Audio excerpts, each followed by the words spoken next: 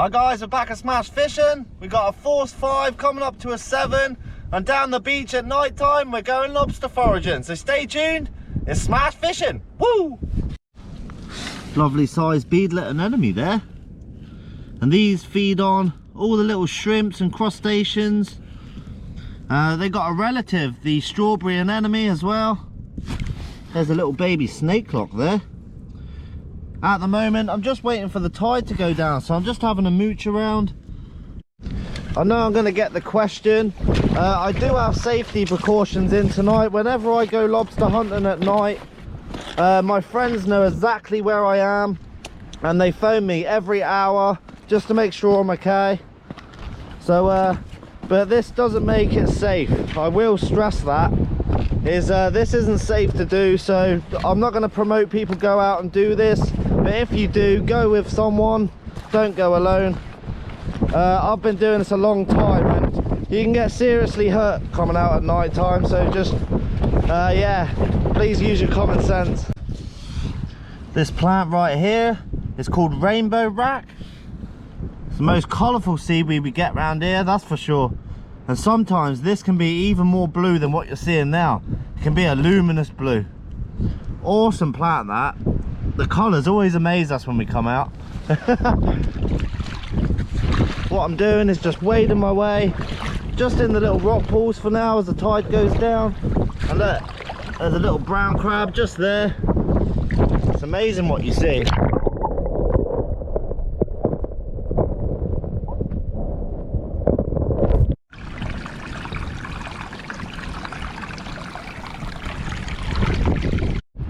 With these storms and stuff, this is something that happens a lot. Crab pots get smashed up and washed up on the beach. I may come back for this one yet. It's quite high up the beach, the tide hasn't gone down much yet. So what I'll do is I might come back and get this, depending on how heavy it is.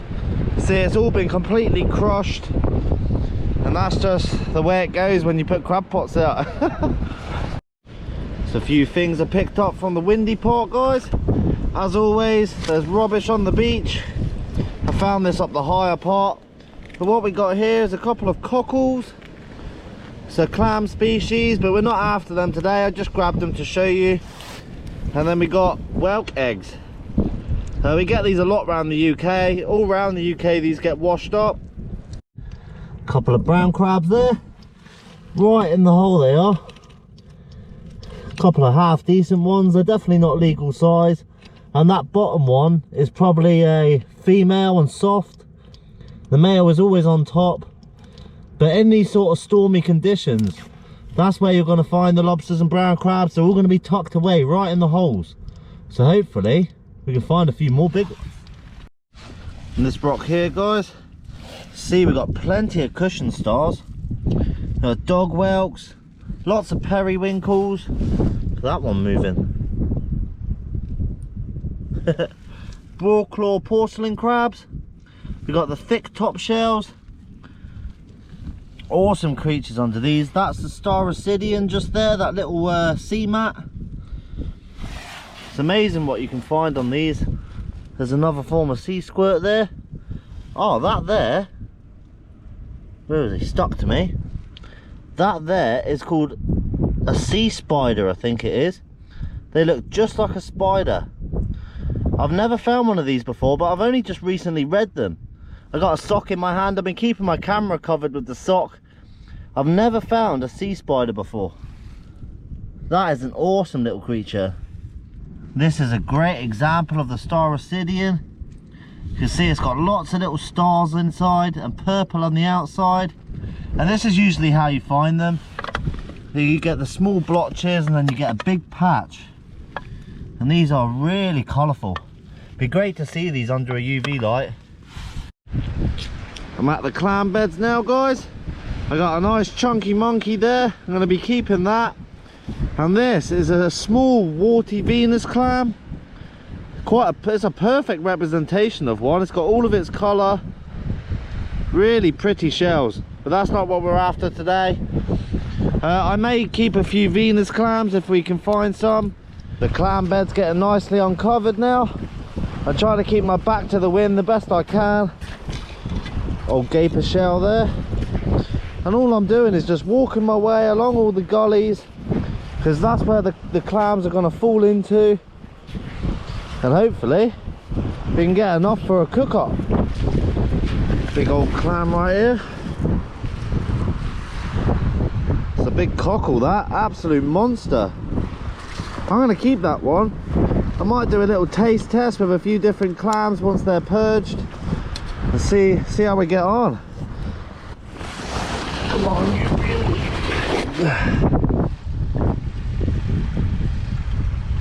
Absolutely zilch.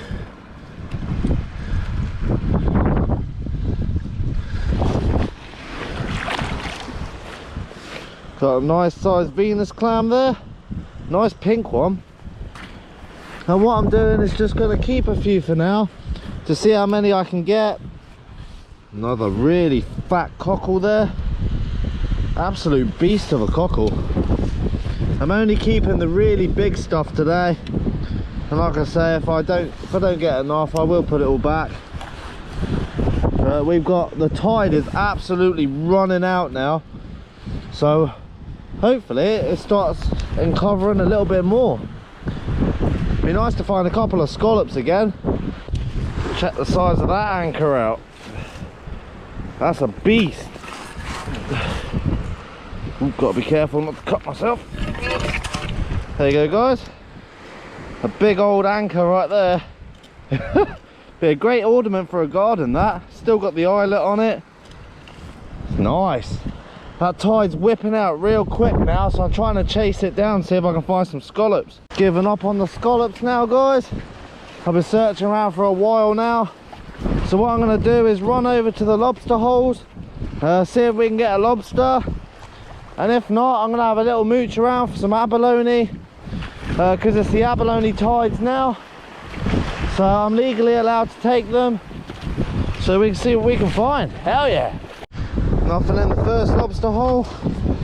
As you can see, my arm goes wow deep into it. I'm not going to stay around here for too long. There is some big waves, so I'm going to move up to the other one, and then I'll head back down the beach. It's quite sketchy around here. This right here, guys, it's quite a common fish, the top knot. Quite a small one. Brilliant little colours on these things.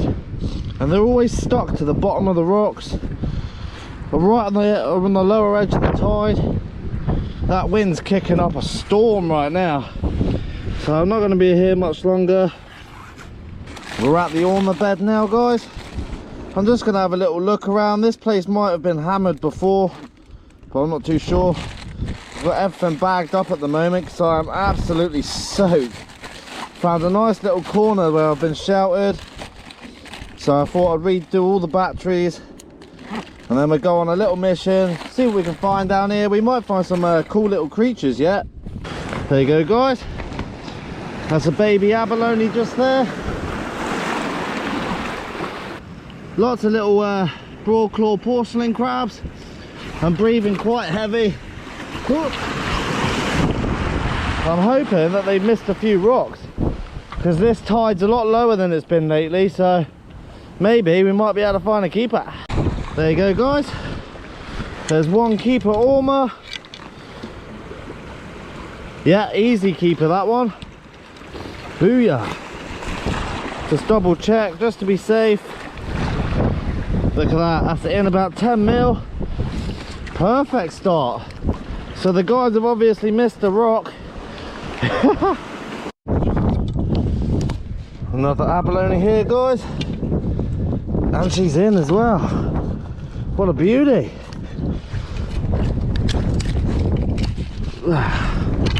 Just give them a double check. And look at that. That's in by a long shot, that one. Beautiful. That's two abalone down. That's the squat lobster. We get quite a few different species of squat lobster around here, but this is the normal one. Cool little finds. Just got to work my way across this little gully here, then I'm going to make a move home, I think. So hopefully, this rock looks amazing. Let's lift it. Oh.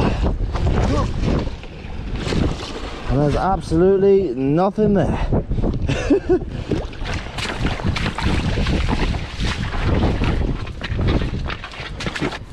I just found a nice little sheltered spot, so what I'm going to do is, what I did before is I filled the bottle I found on the beach with fresh seawater right from the back of the rocks, and got a Archer's can. My sock got wet and a piece of rubber. So I got 2 abalone and some nice looking clams. I didn't grab too many because I didn't want to be greedy. So there you go, guys, big handful of clams. I'm just going to double check these ormers. Ormer gauge there, and as you can see, if you want to measure them easily, if you do it from this part, you can get a good reading. So you can see that's in about 3 or 4 millimeters. And then we've got this one. This one's a bit bigger, this one. Beautiful, that one's in about the same actually. So there you go, 2 ormers, a few clams. I'll see you in the kitchen in the morning to cook it, baby. Hell yeah.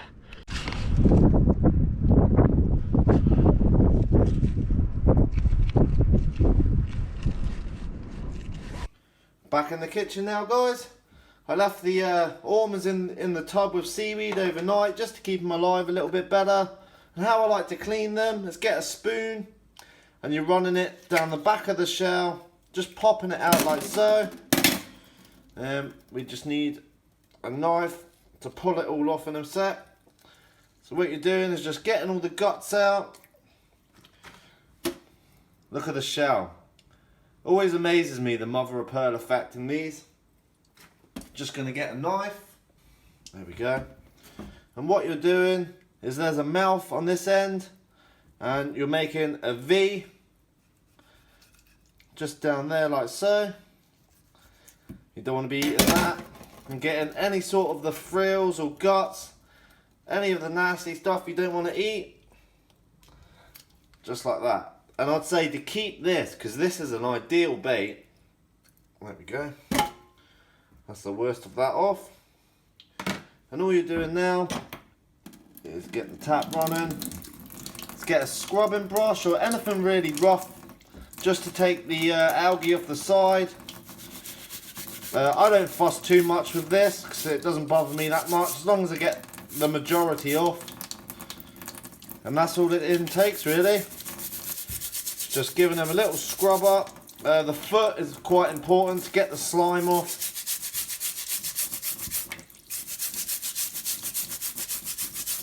Beautiful.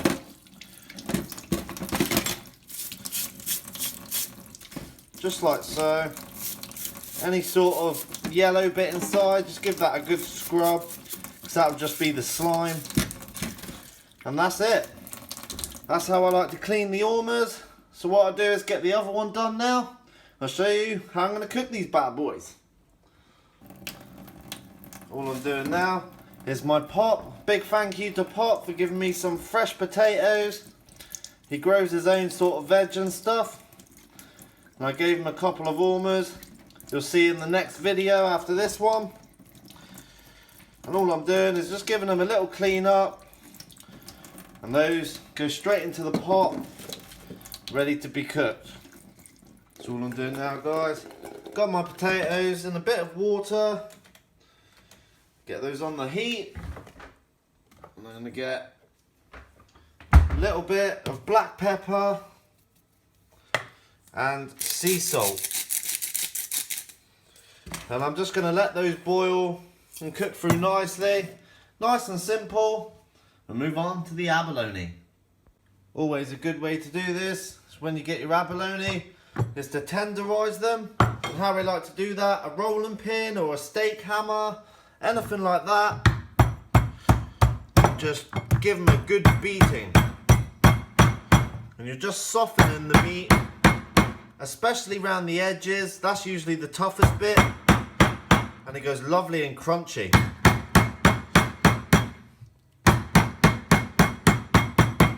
I think that's plenty for me. So that's our abalone all tenderised. And what I've got here is a little sealable bag with self-raising flour. This has got garlic and herb seasoning, a bit of sea salt, black pepper, and that's it. And all you're doing is getting your ormers straight into the bag and just giving them a light dusting, and this will make them nice and crunchy when we come to fry them. Beautiful. Almost forgot about these. And what I'm going to do with these clams, these have been purging overnight in the fridge with fresh seawater, and you can see a bit of the grit that they've purged out. So what I'm going to do is, when I cook my ormers, I'm going to fry them in butter, and I'm going to add the clams to it. And then once it's all cooked through, we've got a delicious meal, baby.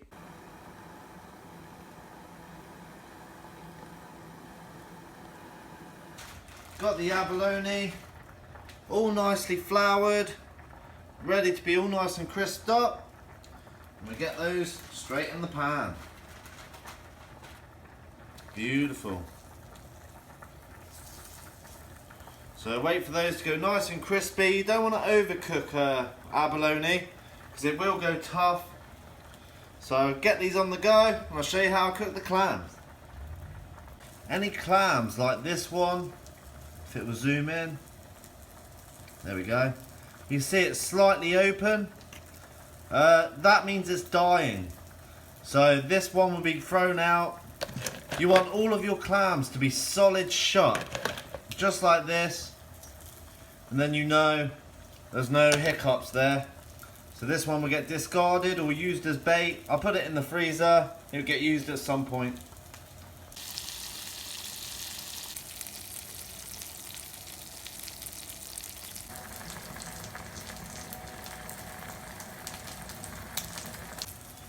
These abalone are smelling absolutely delicious. You see a nice bit of crisp. That's what we want. Everything's getting there now. Smelling absolutely delicious. I'm going to be using the oil from the butter that the ormers were cooked in to cook my clams. There's not many there. And I've got a little bit of white wine to steam them through. So what I'm doing now, guys, I'm just going to move these to one side. I'm going to chuck the clams on the side and get those going. Beautiful. What that will do is just steam them all through with the oil. The ormers are looking good now, so I'll get those out. And while those are cooling down a little bit, I'm going to get a splash of white wine. There we are. And all those flavours are going to absolutely taste amazing.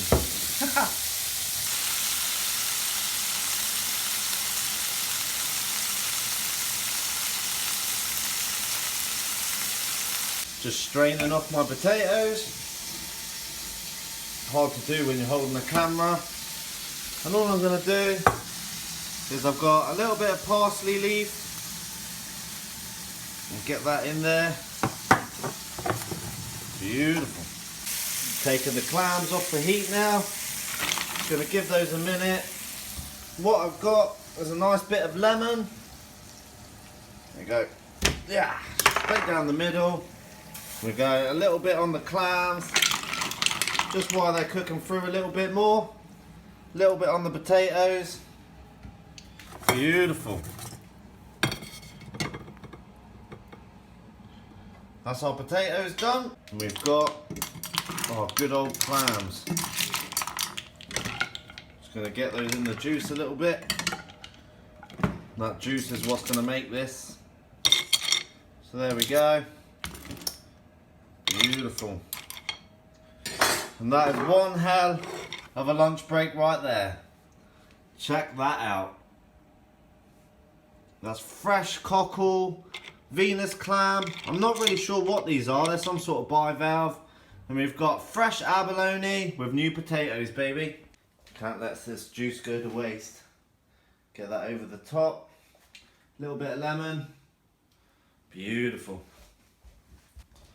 Been looking forward to this one. What an absolutely delicious cook. Bit of variety today. So what I'm going to do is tuck into an ormer first.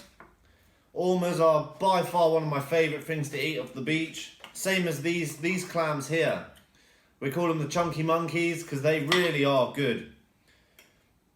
There we go. Nicely cooked potatoes.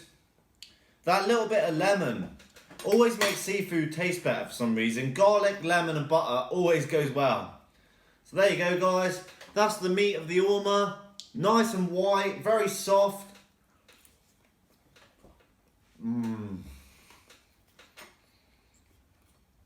That is outstanding. The texture is very much like very well cooked cuttlefish. Soft cuttlefish, I'd say. Yeah, it's more like that, but it's got, I get this question quite a lot, is what does ormers taste like? The taste is a little bit like fried cuttlefish, but the texture is a little bit the same as well, but there's no chew to it. As long as you can cook these right, that's what you want. So I'm going to go a bit of potato, nice big cockle there, get that on top, check that bad boy out. Oh yeah.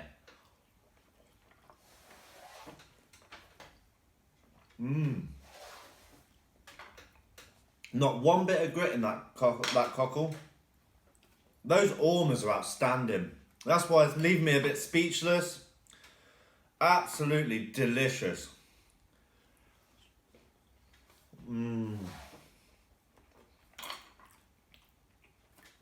I'll say a big shout out to my pop for giving me these.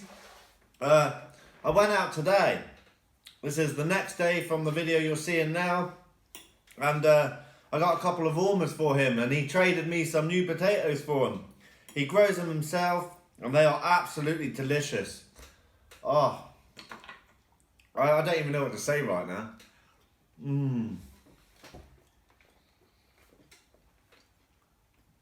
That bit of white wine gives it that little, that extra kick, you know? That's what you want. There we go, nice big clam there.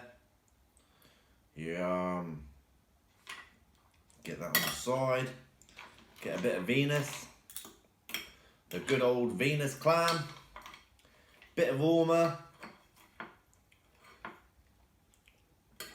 There you go, bit of potato.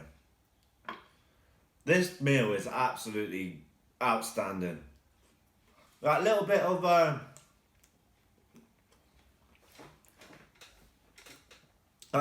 parsley gives it that nice little freshness. I don't even know what to say about this one, guys. This is one hell of a cook. These potatoes are delicious.